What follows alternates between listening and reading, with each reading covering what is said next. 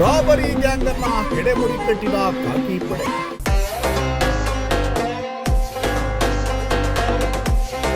ದರೋಡೆಕೋರರನ್ನ ಕೆಟ್ಟಾಗಿ ಕೆಡವಿದ್ದೆ ರೋಚಕ.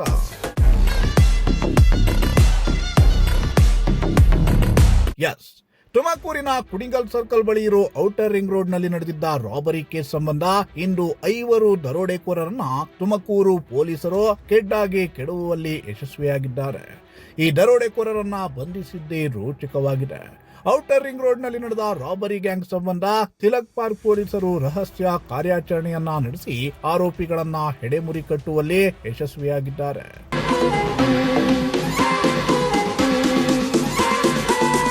ಹಾಸನ ಜಿಲ್ಲೆ ಅರಸೀಕೆರೆಯಿಂದ ರೈತನೋರ್ವ ಬೆಂಗಳೂರಿಗೆ ಬೊಲೆರೋ ಗಾಡಿಯಲ್ಲಿ ಟೊಮೆಟೊವನ್ನ ಸಾಗಿಸ್ತಾ ಇದ್ದ.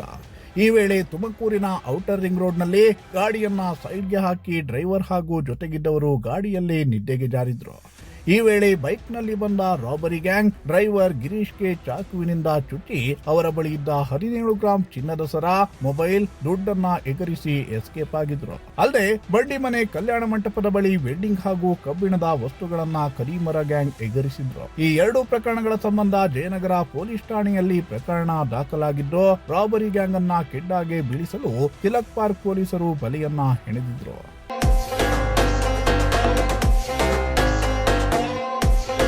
ನಿನ್ನೆ ರಾತ್ರಿ 10:30 ಸುಮಾರಿಗೆ ನಗರದ ಗಂಗಸಂದ್ರದ ರಸ್ತೆಯಲ್ಲಿ 6 ಜನರ ಗ್ಯಾಂಗು ಡಕಾಯಿತಿ ಮಾಡಲು ಹೊಂಚು ಹಾಕಿ ಕೂತಿತ್ತು.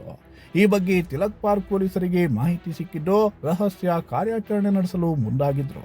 ಹೊಂಚು ಹಾಕಿ ಸಂಚು ಮಾಡಲು ಕೂತಿದ್ದ 6 ಮಂದಿ ಗ್ಯಾಂಗ್ ಅನ್ನ ಅಟ್ಟಾಡಿಸಿ 5 ಮಂದಿ ಕದೀಮರನ್ನ ಬಂಧಿಸಿದ್ದು, ಓರ್ವ ಕಳ್ಳ ಎಸ್ಕೇಪ್ ಆಗಿದ್ದು ಆತನ ಪತ್ತೆಗೂ ಪೊಲೀಸರು ಬಲೆ ಬೀಸಿದ್ದಾರೆ.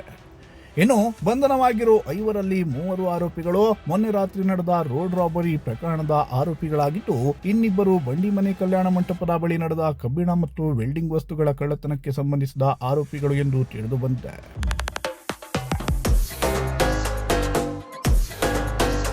ಸದ್ಯ ಆರೋಪಿಗಳನ್ನ ಕೋರ್ಟ್ ಮುಂದೆ ಹಾಜರುಪಡಿಸಿ ಪೊಲೀಸ್ ಕಸ್ಟಡಿಗೆ ಪಡೆದುಕೊಳ್ಳಲು ಪೊಲೀಸರು ಸಿದ್ಧತೆಯನ್ನ ಮಾಡಿಕೊಂಡಿದ್ದಾರೆ.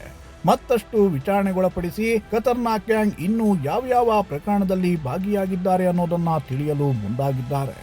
ಕ್ಯಾಮರಾ ಪರ್ಸನ್ ರಾಕೇಶ್ ಜೊತೆ ಪುನೀತ್, ಪ್ರಜಾಶಕ್ತಿ ಟಿವಿ, ತುಮಕೂರು.